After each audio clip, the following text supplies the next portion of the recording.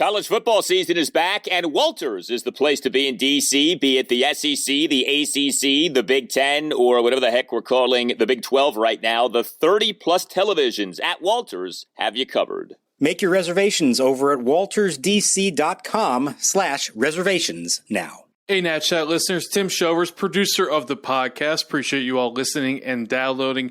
Quick heads up before we get into today's episode. We had to go to the bullpen in the middle of the show for Mark's mic, so he's going to sound different in the first segment than he does starting at minute 18. Just a heads up there. Appreciate you again listening to the show and enjoy us recap the split doubleheader against the Mets on Saturday in D.C. Now the set. And the 2-1, swinging a high fly ball to deep right down the line. Soto looking up, and this one is gone. Goodbye. In and out of the second deck, down the right field line above the Nationals bullpen. A 2-run homer for Francisco Lindor. They have regained the lead 11-9. And now Tim Bogar's coming out. So that's going to be it for Rogers. 2 out of the 6th inning of a 7-inning game. With James McCann up next, he hands the baseball to Tim Bogart. And now they roll it towards the dugout. But listen to this hand for Josh Rogers coming off to the Nationals dugout on the first base side. His Nationals debut, he is getting a standing ovation. And welcome to Nats Chat for Sunday, September 5th, 2021. Along with Nationals insider Mark Zuckerman of MASNsports.com. I'm Al Galdi, host of the Al Galdi podcast. A long day of baseball on Saturday at Nationals Park concludes with the end of a Nats 7-game losing streak. Nats splitting a doubleheader with the Mets. Game 1, an 11-9 9-inning loss, despite the Nats incredibly overcoming a 9-0 fourth-inning deficit. Game 2, a 4-3 win. What is the Nats' first win since a 2-1 win at the Mets now 2 Friday nights ago. It had been a while. Nats get to 56 and 79 on the season. So you think about all of the things that went down at Nats Park on Saturday. Nats overcome that aforementioned 9-0 deficit. We have a manager on crutches get ejected from a game. We have both Andrew Stevenson and Alcides Escobar homer over the course of the doubleheader. We have a guy named Josh Rogers put forth an admirable start in his Nats debut. Mark, this was quite the Labor Day Saturday, if you're a Nats fan. A lot to take in. I mean, this was an eventful day and night. One of the more eventful ones. And let's be honest, this season has had a lot of eventful days to them. And this one, I think, is right up there. And man, if they had pulled off that first one, down 9-0, if they had won and they were, as always, 1 hit away from doing it, that could have been a death blow to the Mets. I know the Mets are kind of hanging on for dear life at this point anyways. If they had somehow pulled that off and swept the doubleheader, that could have put a real dent into their chances and I think would have really boosted everyone's spirits. But thankfully, for their sake, they came back and played a good game in the finale, thanks to Josh Rogers, who knew, and thanks to Kyle Finnegan. That was a big-time save. You know, not all saves are created equal. And after giving it up to Lindor in the first game and then coming back with a 1-run lead to get Lindor, Baez, and Alonso to cap off the evening, that is a big-time save for him. And I thought that was maybe the most important thing that happened all day, actually. That was an onion save, to be sure. Great job by Kyle Finnegan. Andres Machado getting a strikeout with a lone batter he faced in that game. Bullpen getting the job done. Rogers getting the job done. We'll get to him. But 2 big home runs for the Nats over the course of this doubleheader.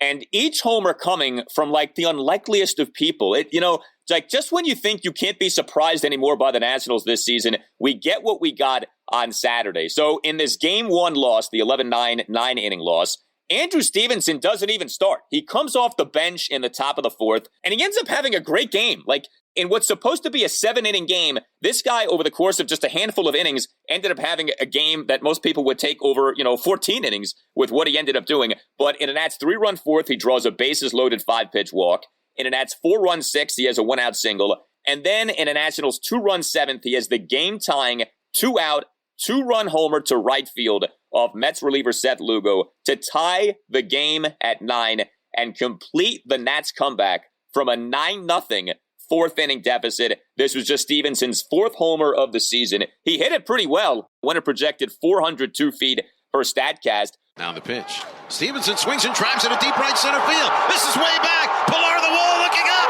It is gone! Goodbye! A game-tying 2-run homer for Andrew Stevenson. But here you had Stevenson, right? Friday night, the flip, and then the eventual slapping of home plate to score that dramatic run in the bottom of the ninth inning. And then in game 2 of this series, game 1 of the doubleheader, this guy was hitting out of his mind off the bench for the Nationals. I mean, that was a 24-hour period for Andrew Stevenson. That was something. And, it's funny because we sort of forgot about him a little bit with Victor Robles being sent down and Lane Thomas emerging as the center fielder. And Stevenson was down in AAA for a little while and they brought him back. And it's not like he's playing a lot, but boy, for whatever reason, when he comes off the bench, he's electric. I don't know why he can't translate that into when he starts a game to do that consistently. But when he comes off the bench, he brings energy. He brings quality at bats. We know he runs the bases well. There is a spark plug there about him that I still think ultimately makes him a valuable member of this team moving forward, even if it is just as a pinch hitter and, occasional outfielder or pinch runner and all that kind of stuff. But good for him. I mean, he plays the game so hard. I mean, he is all out all the time. I know teammates love that about him. They love seeing the mullet flying around underneath the helmet as he's rounding the bases. Good for him. Like I said, it hasn't been the best year for him. And he certainly has had his opportunities to prove that he deserves to play a little bit more. But maybe if this is just who he is, that's not such a bad thing if he ends up being a good quality bat and glove and runner off the bench. Yeah, I mean, I don't put Andrew Stevenson into that category of potential building blocks. I think we kind of know what he is, and you're right, he hasn't had a good season. He's actually had a worse offensive season than Robles has had, but you need 4th and 5th outfielders, and if he can provide value in that way, that's a good thing. Like, I don't think there's any shame in something like that. Now, Stevenson started game 2 of the doubleheader. He was an at-starting left fielder and number 6 batter. Do you think that was the plan all along, or do you think that Davey did his Davey thing of, because Stevenson did so well in game 1 of the doubleheader, he gets the start in game 2? There may have been a little bit of that going on. Yeah. Now, the only thing I'll say, like Yadiel Hernandez at age 34 is maybe, a little tougher for him to play both ends of a doubleheader. So that may have had a little something to do with it. Maybe it was part of the plan. But yeah, if Yadiel has a big first game and Stevenson doesn't, maybe that's not the lineup that we see in the nightcap. You know what? I'm okay with that. At this stage, nothing wrong with that. Play the hot hand, let him go out there. Now, he didn't have a good game in the night game, as it turned out. So maybe there is something about bringing him off the bench. He's a little more motivated or just more comfortable in that role. I don't know what it is. But yeah, I wouldn't be surprised if that was a little bit of a reflection of the way that he's played here the last couple of days. I just find that so charming about Davey. That's how, my CYO head coaches used to set lineups in our Little League games. Like, if you did well the previous game, you bat higher the next game. Like, just go ahead and do that. So, anyway, we love Davey, though. And look, Davey, he got tossed from the game on crutches. Has that ever happened before? Can Elias look that up? A guy in the dugout on crutches gets tossed from the game, and then he has to, crutch his way back to his office. I mean, how does that work? I thought that was hysterical that he got tossed from the game and he can't really walk right now. That's the longest, slowest ejection walk up the dugout tunnel you ever have. And if you haven't been there before, there are a bunch of steps to get up once you get down from the dugout to make your way up to the clubhouse. I cannot imagine that was very easy for Davey to do that. I don't know that we are fully appreciating, he's in some pain right now. He's in a soft cast. Once he gets to the dugout, he sits down, he puts his leg up, and he doesn't move for the entire game and still managed to get ejected. This is not easy on him physically, but he really wants to be out there and be engaged in this and not just sit back in the office and watch. I don't think I've ever seen an injured manager be ejected and have to deal with that. That is a long walk of shame back to the clubhouse.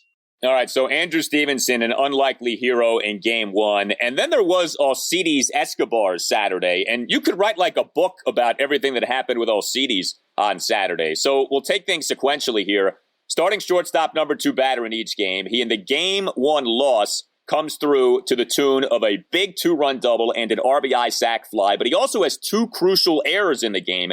He in the Nats 3-run 4th has the 1-out RBI sac fly. He in the Nationals 4-run 6th has a 1-out bases loaded 2-run double to left field on a 1-2 pitch from Mets reliever Miguel Castro. As again, nobody gets dirtier hits than Alcides Escobar. Down in the count, it don't matter. The guy delivers, and he delivered in that spot. But he also, in the Mets 4-run 2nd, just lost it from a fielding perspective. I mean, it just disappeared from the guy.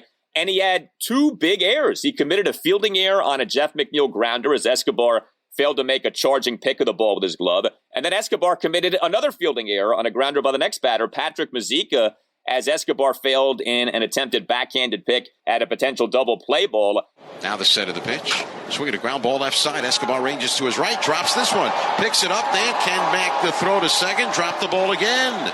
And Noah Syndergaard, who can never keep his mouth shut or his fingers quiet, ended up putting out on social media some shade toward Alcides. People may remember this. There's heat between Syndergaard and Escobar going back to the 2015 World Series. Syndergaard famously threw a ball at Escobar's head at one point in that series. Here comes Escobar. Syndergaard set to go. Mets fans love it. I don't think Moustakas did. Now that's announcing yourself. But then comes game 2 of the doubleheader, and Escobar is great offensively in that game. 2 for 3 with a big 2-run homer and a single. He has a single in the Nats 2-run first, and then in the bottom of the 5th, 2-out, 2-run homer to center field off the Mets starter Tyler McGill for a 4-1 Nats lead. That homer going a projected 400 feet per StatCast. Both Andrew Stevenson and Alcides Escobar hit 400-foot homers on Saturday. Raise your hand if you expected that. Almost to the exact same seat in the stands. It was crazy. They were right at the exact same spot. I don't even know where to begin with Escobar's day and night, but I want to mention real quick those 2 errors. Those were bad errors that for a guy of his experience, you just can't have, especially in succession like that. And it does repeat a pattern that we've seen here lately where one thing for the guys to play hard and to battle back and all that, but they're not playing a clean brand of baseball. They did in the nightcap, but the first 2 games of the series, not clean at all.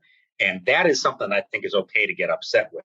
It's one thing not to get upset with the results of the game. You're going to live with some mistakes from the young guys, but the sloppiness, the poor execution, the bad base running, obviously bad defense, that stuff needs to go away, especially from a veteran. And you mentioned Syndergaard. You know what I think it was Instagram actually. He said, hit it to the shortstop.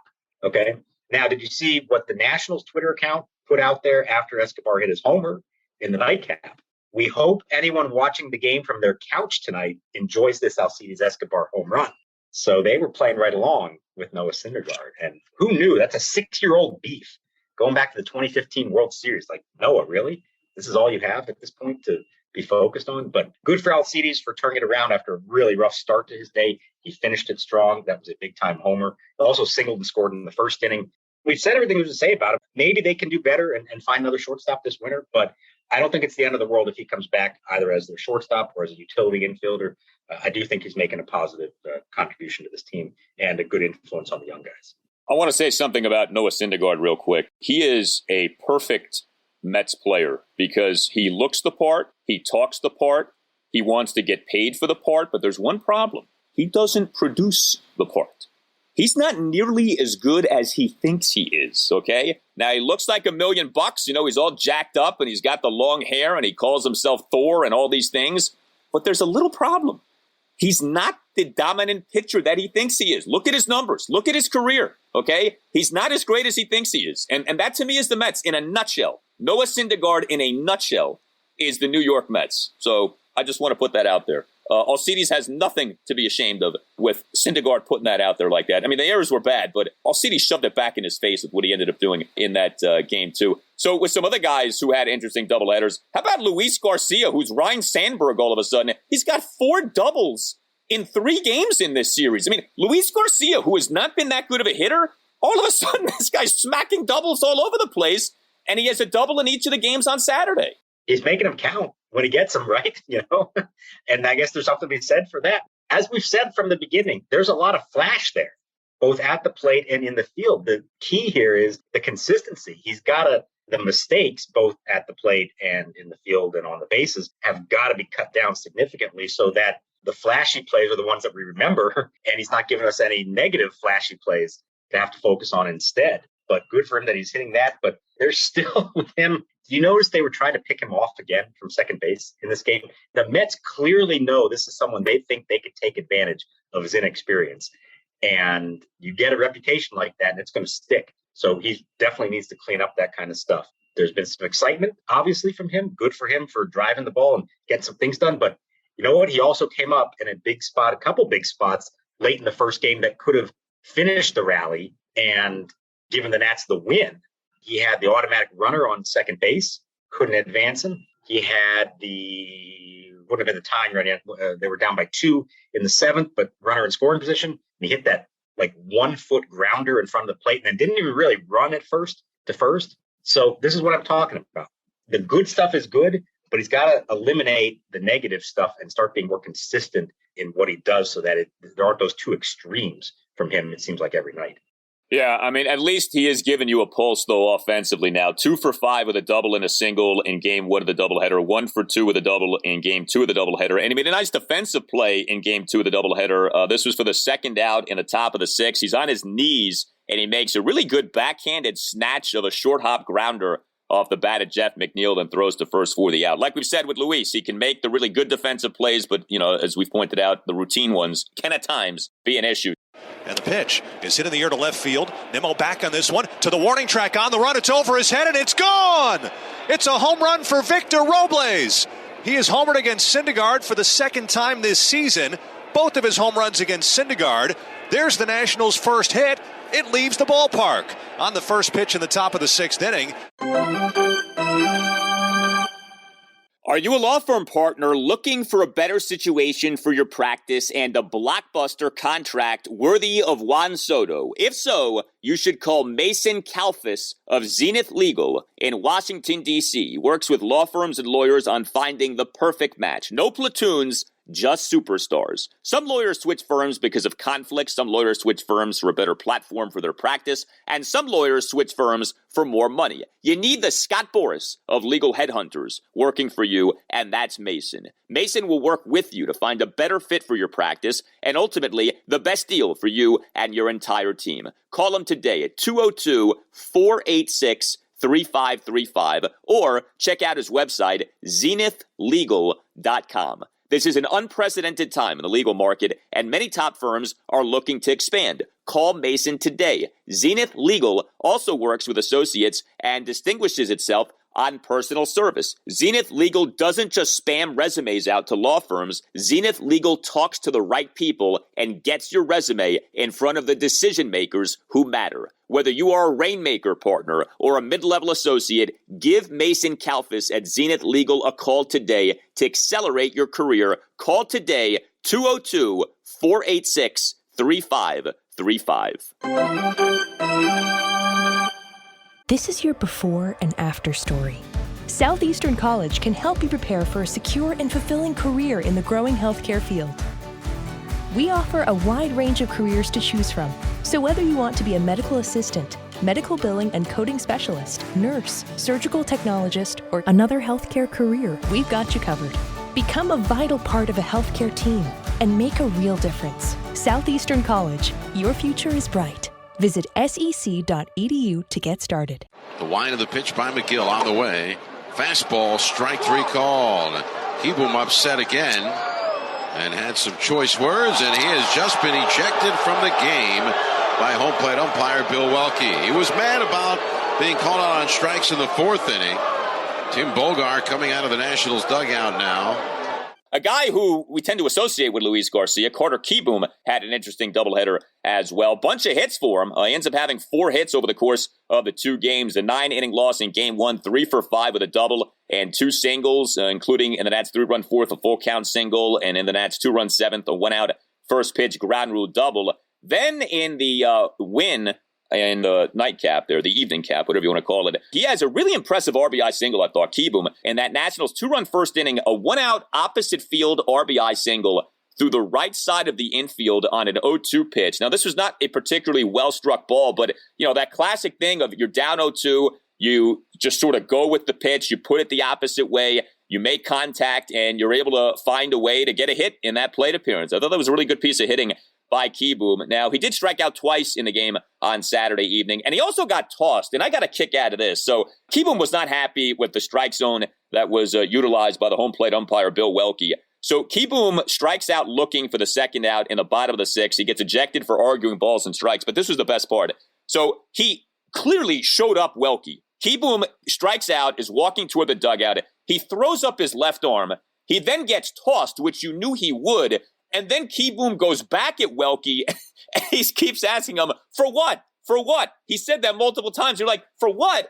whether you think Welke was right or wrong on the call, you throw your arm up like that. When you're demonstrative like that, you almost always get tossed, especially if you're Carter Kieboom. Like, if that's Juan Soto, maybe not. If that's Carter Kieboom, he's going to get tossed. So I liked him playing the innocent role there, but he did have multiple hits on Saturday, so that was good from Carter. Yeah, that was that was quite an ejection for Carter, and I agree. Like, it was clear that he was being ejected. And, the thing is, part of you is like, Carter, this is a bad time to get ejected. You're up 1 run going into the final inning. Now, I'm going to say something here.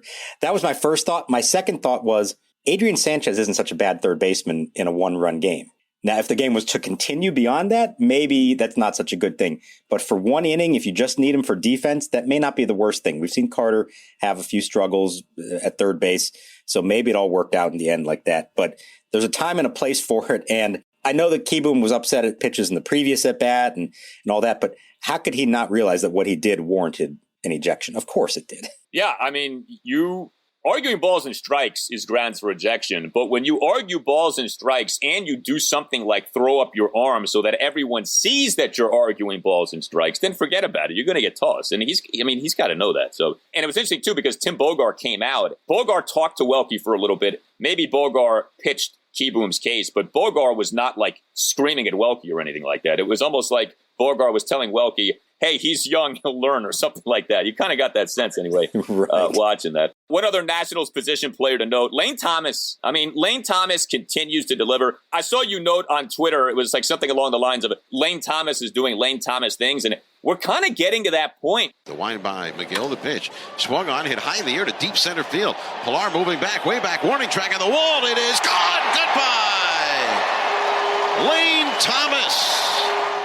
It's not this surprising thing anymore that this guy keeps producing, but I feel like we need to keep noting this. He does keep producing. So he is the Nats starting center fielder and number 1 batter game in, game out. And like every game, he's doing something of note. In the 9-inning loss in game 1 of the doubleheader, 2 for 4 with 2 singles and an RBI sac fly. Now, one of the singles, this came in the 4-run 6. It's a 1-out infield single on a 1-2 pitch. So good job by Lane of putting the ball in play. But this was the play on which Francisco Lindor failed to catch a pretty decent feed, I thought, from Javier Baez, who made a really acrobatic play, diving backhanded stab of a grounder up the middle, then the glove toss to Lindor. And Lindor, who can be kind of casual as a shortstop, just didn't catch the baseball. But Thomas got a hit on that. But then in game 2 of the doubleheader, the win, big homer for Lane Thomas. 2-run first, a leadoff homer to center field on another 1-2 pitch. This one from the Mets starter Tyler McGill, 402 projected feet per StatCast. Another day, more productivity from Lane Thomas. I agree with you on the that play in the first game. And like we talk about the Nats being sloppy in the field. Oh my God, were the Mets sloppy in the field for a stretch there that very much helped the Nats get back in that game. Let's be honest about how that went about. Their infield just kind of fell apart there for about an inning or two. But good on Lane Thomas for, like you said, putting the bat on the ball. And just, he keeps finding ways to contribute. It's not always the same way. Sometimes it's contact, the hit. Sometimes walk. Sometimes power, hitting for home runs. Sometimes it's on the bases. Sometimes it's in the field. I continue to say, I don't know how long this is going to last. I don't know that we can believe that this is who he truly is over the long haul. But with each passing day, the more that he does it, the more you say, okay, we have a body of work to go off of here. And to think that maybe there could be something here that we didn't really expect. So he has gotten a golden opportunity, and he is absolutely making the most of it. And if there was any thought to, well, we'll send Victor Robles down and maybe within a week we'll bring him back up. Yeah, it's not happening. It's not happening. Not as long as Lane is continuing to do this. He's going to be the man in center field and leading off. It's amazing the twists and turns that a baseball season will take. Imagine someone telling you in April, Lane Thomas will be certifiably the Nats' every game center fielder and leadoff batter come September. You'd have been like, who, what? But that's where we are. And like nobody bats an eye at this point. Well, when it came to the Nats starting pitching on Saturday, there was the pretty good Josh Rogers, and we'll get to him. But there also was the pretty bad, and that was Erick Fedde. And I think Fedde's outing by far is the number one negative from this day. Erick Fedde in the 11-9 9-inning loss in game 1 of the doubleheader, 7 runs, 4 earned in 3 innings. It is true that those 2 Alcides Escobar errors in that top of the second inning did not help, and they did not help. But it's also true that Erick Fedde struggled again. Fedde to the belt and to the plate. Swinging a line drive, base hit center field. That'll bring in Baez from third. He'll jog home. RBI single Patrick Mazeika. Mets lead 7-0. Gives up 2 runs in the top of the first, due in large part to beginning the game by allowing 3 consecutive singles. Gives up 4 runs, 1 earned in the top of the second. Escobar, yes, to 2 errors, but also yes was Fedde giving up a leadoff homer to Javier Baez to center field, 406 projected feet per StatCast. And then top of the third comes another run, leadoff double by Baez on an 0-2 pitch, followed by a 1-out RBI single by Patrick Mazeika. That game that Fedde had a few starts ago where he looked so good and we're like, wow, Erick Fedde, maybe he's kind of writing himself off being Rocky for a while. No, he's been bad now over these last few outings. And I go back to him being on the 10-day IL with a left oblique strain. This is now 12 starts since coming off the IL, 41 earned runs in 55 2/3 innings, a 6.63 ERA over his last 12 starts. His season has completely plummeted. He's got an ERA of 5.27 over 23 starts. And, Mark, I think about Fedde, and it's like he's not going anywhere this season. But when we talk about next season, I don't think anything should be promised to Erick Fedde, and I don't think internally the organization should be counting on him to be in the rotation in any way. I mean, at some point, you got to sort of decide on a guy. I feel like as this season goes on, maybe, just maybe, he's making the decision for the organization with how much his season has just gotten off the rails here over these last few months. Yeah, I don't disagree with you on that. And I think, as we've said with so many of the starting pitchers, if they had better alternatives, they might have already made a move by now. And in years past, he absolutely would have lost his spot in the rotation. But where they're at right now, they don't really have a choice but to keep putting him out there and hoping that he can put it together. Now, maybe by next spring, it's a different story and they have 5 better options than him, in which case he's out of a job because he's going to be out of options. He already is out of options.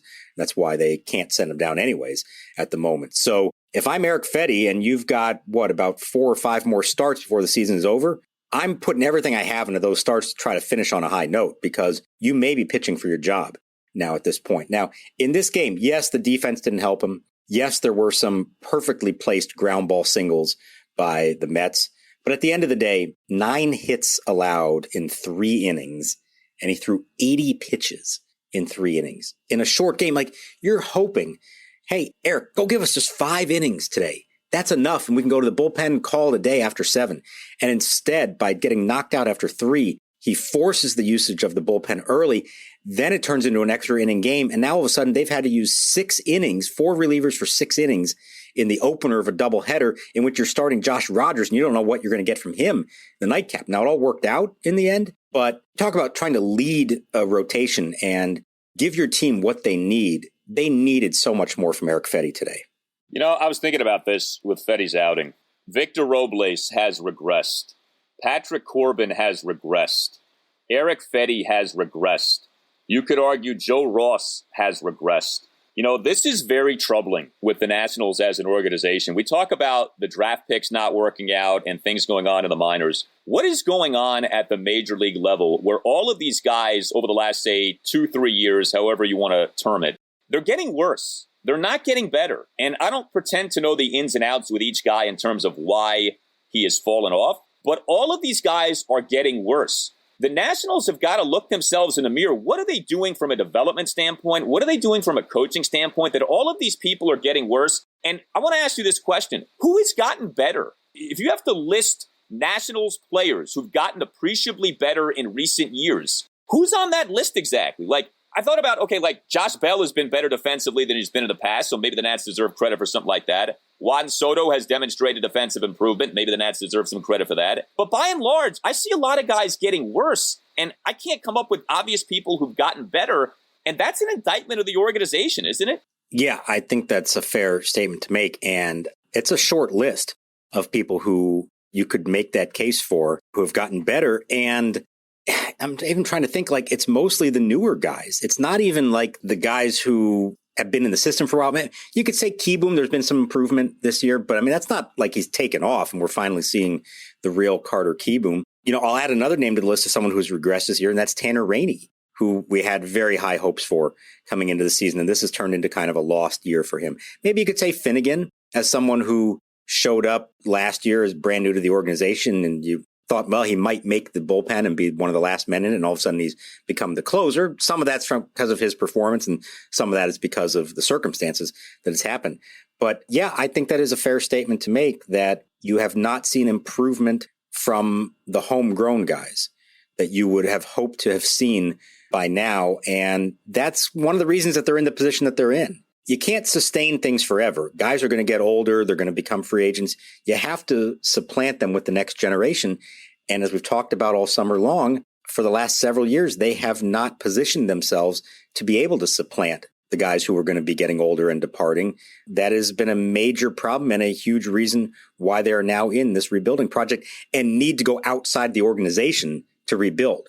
It's not like we're talking about a ton of in-house prospects who are going to be the future. It's a lot of people that they just got in trades and probably will, just got in a draft, and more players that they're probably going to acquire this winter and into next year that are going to be the foundation for the next generation. Yeah, I really think there needs to be a lot of organizational self-reflection this offseason, because you can't just blame things on the players and the injuries to the players, like say with Steven Strasburg. The Nats have to look themselves in the mirror. What is going on with us? Like, people are getting worse, that our farm system was this bad to begin with, etc. Nats Chat is sponsored by Silver Branch Brewing Company, located in downtown Silver Spring, only a 1-minute walk from the Silver Spring Metro station. Silver Branch is a perfect jumping-off point to Metro down to the game. Park at the Cameron Street parking lot and meet up with friends for a beer and a bite to eat before metroing down. You can also get Silver Branch beer at Nationals Park. Beyond the Gnome World, one of Silver Branch's 4 flagship beers, is available at District Drafts at Section 223. Brewed to be light and refreshing, Beyond the Gnome World won a gold medal for the Saison beer style at the Great American Beer Festival last year. Beyond the Gnome World is deliciously dry and thirst-quenching, and the perfect beer for hot summertime ball games. You may not be familiar with Saison, but take our word for it, baseball season is the perfect season for Saison, and buying from District Drafts to support your local breweries is a gnome run. Go to Section 223 and try Beyond the Gnome World the next time that you're at Nats Park, and make sure you stop by Silver Branch, located in Metro Plaza, just steps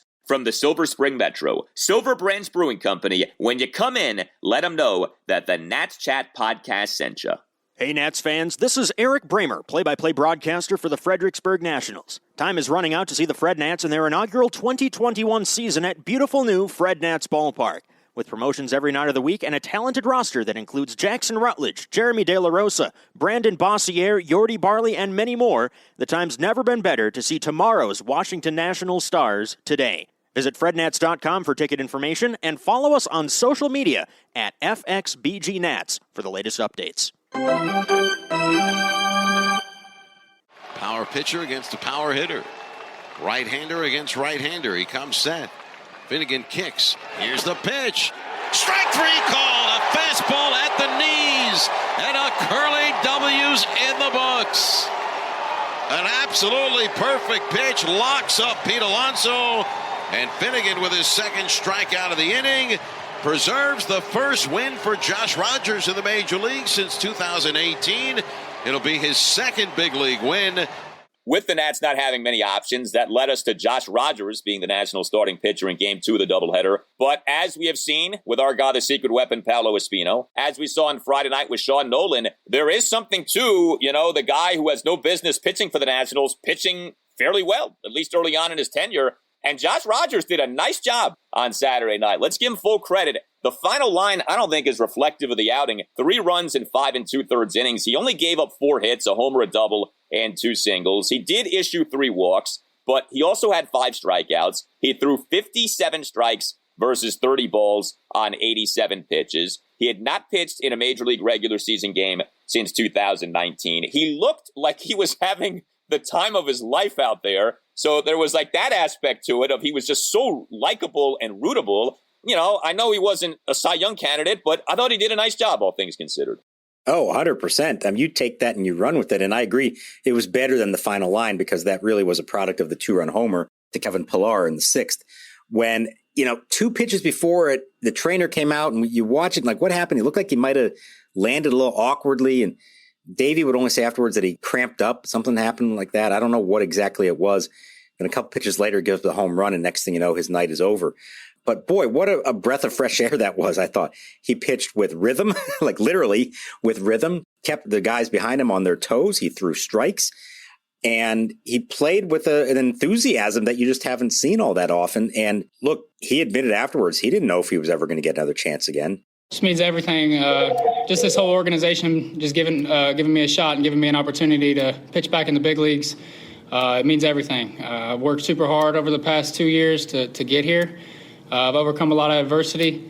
I mean, you get dropped by the Orioles AAA team in midseason, no offense, but that doesn't bode real well for your future. And the Nationals, who just desperately needed arms at AAA at that stage, they gave him a shot. He pitched pretty well for them, 3.7 ERA, I think it was, in 14 games. And this was just this weird quirk, and I don't know if it had anything to do with why they called him up for this game. I think it had more to do with the fact that he lined up, his starts lined up for him to be available. But 3 of his previous 5 starts in Rochester were against the Syracuse Mets. That's New York's AAA team. And in those 3 starts against them, he threw 18 scoreless innings. I know that's a different team, but it's still the same organization, and maybe there's a little bit of familiarity, and maybe he's faced at least a couple of the guys who are up here with the Mets now. I thought that was interesting that of all the scenarios that he had success against the Mets organization, now gets to face their big leaguers and almost did just as well in this one. And I'll tell you what, I think we're going to see him again. You know, they haven't announced anything yet, but I think they're going to find a way to keep him around for a little while longer. He has earned at least one more start, if not more than that. Well, they don't have an off day a scheduled off day anyway, until Thursday, September 16th. So they may well need to lean on him at some point in some way here, at least one more time over the course of the rest of the season. So with the Nats bullpen, we brought him up earlier, Kyle Finnegan, kind of like Alcides Escobar, there were the highs and there were the lows on Saturday. The low for Kyle came in the 11-9 inning loss in Game 1. As the Nationals, it feels like this has happened quite a bit this season in extra innings where they don't do well in extra inning games. Now, that's not necessarily indicative of anything because the Dodgers have a bad extra innings record on the year. And for a while, the Nats were doing just fine from a bullpen standpoint in Game 1 in the extra innings, quote unquote, because this ended up being a 9-inning game. But Alberto Baldonado looked really good. We can talk about him in a bit. But Finnegan, top of the 9th, Game 1, gives up 2 runs, 1 earned, gives up the leadoff 2-run homer to Francisco Lindor for the 11-9 lead. But as you said, in the Game 2 win, the 4-3 7-inning victory, man, Finnegan coming up big. Scoreless bottom of the 7, 2 strikeouts. He strikes out Javier Baez on 5 pitches for the second out. Strikes out Pete Alonso looking on 4 pitches for the final out. Man, Alonso, he looked like he and Carter Kieboom were going to have a beer after the game because Alonso was not happy with the home plate umpiring there in that plate appearance. But really good bounce back for Kyle Finnegan off giving up the homer to Lindor in Game 1. Yeah, so like I said, not all saves are created equal, and that to me was a big-time save, given who he was facing with a 1-run deficit, a team that has kind of owned him a little bit over the summer. Remember, he gave up the walk-off homer to Pete Alonso in August. That's before we even got to the Lindor homer in Game 1 of this doubleheader. So he's got to go stare down those same hitters again and execute his pitches, which he absolutely did. That final strike to Alonso, I don't care what Pete says, that was a perfect pitch. He put that right in on the knees, could not have placed it better, and a nice job by Riley Adams to catch it as well and frame it well. So, it's funny. Sometimes you think, okay, well, he was awful in Game 1, so maybe we don't want to put him back out there in Game 2. And here's like the opposite of how we've talked about Davey with his lineup usage. When it comes to a reliever, he wants to put him back out there because he wants to show some confidence in him. And even though Finnegan threw 23 pitches in the first game, even though he's just back from paternity leave and hadn't thrown in several days, he decided to let him go back out there for the 7th and final inning, and it was the right move, and it paid off. And that's a confidence builder for Kyle Finnegan to know that he can get those hitters out in a 1-run game and an important game for the Mets after what had happened earlier in the day. I think that's big for Kyle Finnegan. Yeah, it's hard to know with Finnegan if we're building towards something or if he's just like most other relievers, which is what happens this year means nothing for what happens next year because so many of these guys are so year to year. But if you sort of take into the reality of, okay, this year does matter and is indicative of the future, he's doing some good things here. He's 7 for 9 on saves. He's got an ERA at 2.83. He's averaging more than a strikeout per inning. The issue is he puts guys on base. He's got a 1.43 whip. He issues walks. He doesn't blow you away. So, there are things you look at, you say, I don't know, is this guy really quote-unquote closer, an ace reliever? But he's piling up these experiences, and he's got some chops to him. And we saw those chops on display with that bounce back on Saturday, struggling in game one, doing well in game two. And to your point, I think there is value in that we know that being a closer, a late innings reliever, there is a mental aspect to it. Like there is a toughness to it. And I think maybe for some guys, it's something that comes with time and experience, and he's accumulating those experiences. So that is good. What'd you think about our guy Baldonado, though? I thought that was awesome. What he did, 2 perfect innings with a couple of strikeouts in the game one loss. Struck out Jonathan Villar on 7 pitches in the top of the 8th with the automatic runner on second base. And I know old Baldy did then throw a wild pitch, but he got out of the inning unscathed. It's obviously, a short time he's been at the major league level, but here's another guy, right? Waited a long time to make his major league debut, having fun with it, and so far doing a pretty good job. Yeah, he's a big boy out there. He's got some presence on the mound. We talked about this before. Rizzo has a thing for big relievers, tall guys, wide guys, tall and wide guys. He likes that, guys who throw hard, obviously, and it's a small sample. It's only 2 games so far. But I like what I've seen from Baldonado. He goes right after you.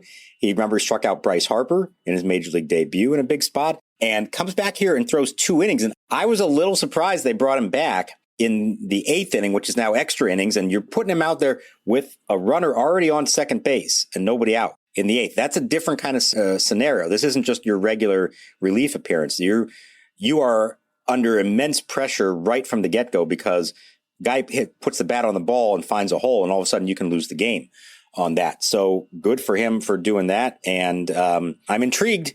I don't know what they have from here in a 28-year-old rookie who's been around the block, but I'm intrigued enough to say I want to see more of him. Well, by 2021 national standards, a 28-year-old rookie is young. I mean, that's nothing, okay? We got Yadiel in his 30s. We got Paolo in his 30s. 28 years old, come on. That's like Mel Ott when he was 18 and playing in the majors. Wander Suero, one more thing here. I mean, look, Suero, I don't know what happened to him at AAA. I really don't, but he's gotten worse, okay? 2 runs in 2 innings in game 1 of the doubleheader. Both runs coming in the top of the 4th, gives up a leadoff single to Lindor, then gives up a 1-out 2-run homer to Michael Conforto to right field for a 9-0 Mets lead that, yes, the Nats would overcome, but Suero does not seem to be in a good place. Like, at least before, it was 50-50. When he was on, he was good. When he wasn't on, he wasn't good. Right now, he just doesn't seem to be on. He's off. Something's not right with him. You want some bad numbers? Hide the women and children for this one.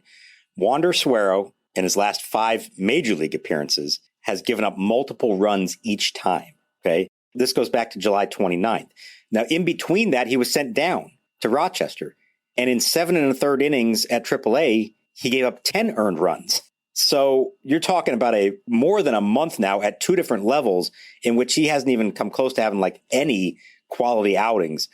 Something's wrong there, clearly. It's not doing him or the team any good to put him out there. I mean, that was kind of waving of the white flag when he went out there, and they put him back out for a second inning in what was now a 9-0 game. Now, he had a 1-2-3 inning, so, good for him for bouncing back from that. But if not for the comeback, we'd be talking much more about Wander Suero and what a mess he is right now. And I don't know what that means for him moving forward. Suppose they'll put him back on the mound here at some point, but he was hit hard at AAA, and now he's getting hit hard again in his return to the big leagues. Well, we have game 4 of the series, which will not end until Monday, remember. This is a 5-game series, so game 4 will be Sunday afternoon at 1:05. Intriguing pitching matchup, Josiah Gray versus Taijuan Walker. And for the first time since the Nationals acquired Josiah Gray, we must ask the question, will Josiah Gray bounce back? He's coming off what was easily the worst of his starts for the Nationals so far. He's made 6 starts. First 5 starts had an ERA of 2.89. His last start, though, did not go well. 7-4 loss to Philadelphia at Nationals Park this past Monday night. 6 runs in 4 innings. He gave up 7 hits, a homer, a triple, and 5 singles. Issued 3 walks. Had 4 strikeouts, but he gave up 3 runs in the top of the 1st. He gave up 3 runs in the top of the 3rd inning. We know, he's not perfect, and, there was a little bit of bad luck involved in that game. That was a game in which you had the bases loaded, 3-run triple by Ronald Torreyes. Yadiel Hernandez misplayed the ball, so, there was some of that going on. But Josiah was not very good in that game. The Mets are a hard team to figure out because they have talent, but they are a mess right now. Everybody sees it. I would think this is actually a pretty good spot for Josiah Gray to bounce back. I would be surprised if he doesn't. The only thing I'd be worried about, as we've known, he tends to give up home runs. And the Mets are so wildly erratic that half their hitters, it feels like, are going to strike out on pitches 5 feet out of the zone, or they're going to hit a home run. It's like all or nothing with them. So that would be the only thing I'd be a little bit worried about. But I think it's an important start, like you said, for him to bounce back, show that he can do that, show that the last one was a mirage and not the trend where he's going. I presume that Keibert Ruiz is going to be catching him for the second straight time. That pairing didn't work out so great in Keibert's debut against the Phillies. Let's see how they work together in their second time as a battery. And yeah, I think it's kind of a big one for him. He's only got so many starts here before the season is over. He'll have a few of them against some quality opponents. This might be actually one of the better ones that he ends up facing. So let's see how he handles it.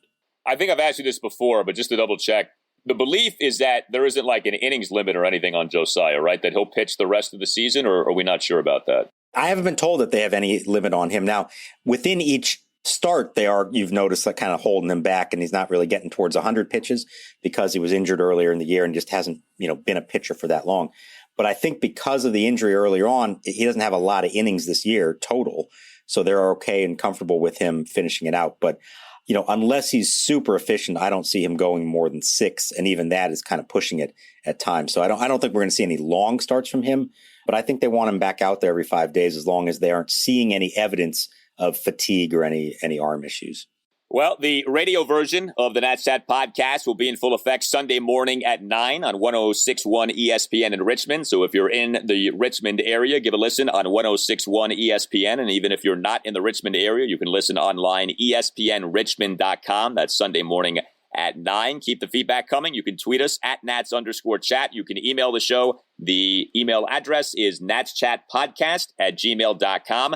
You can also send us a tale of October 2019 as well. Just record yourself speaking in your smartphone. Email the file to us again, natschatpodcast@gmail.com. You can get yourself a Nats Chat Podcast t-shirt at natschatpodcast.square.site. All Nationals radio highlights on Nats Chat are courtesy of 106.7 The Fan. For Mark Zuckerman, I'm Al Galdi. We'll talk to you next time on the Nats Chat Podcast. And we leave you with this tale of October 2019 from Rich Park in Sangdo, South Korea. Rich Park is the same guy, some of you who are loyal listeners will remember this, who offered to go to the DMZ and to perhaps engage North Korea in trying to spread the gospel that is the Nats Chat Podcast. We don't believe that Rich actually took those steps into the demilitarized zone, but Rich has this tale from October 2019 to share with us, and we thank him for it.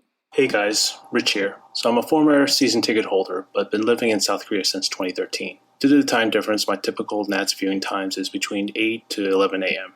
So without using my work laptop, I usually have my Korean cell phone have the MLB app on game day mode, with Charlie and Dave's audio feed on my headphones. And if on the occasion I needed to see the play, I would have my US phone via hotspot on the MLB.TV feed. Well, cut to NLDS Game 5, 10th inning. I'm at my desk during my lunch break.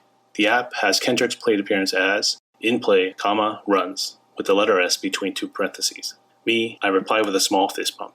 But if you already know about the game day mode, it takes a while to fully detail the play. So I didn't know what exactly he did to break the tie or how many runs he batted in. So I waited for the delayed text.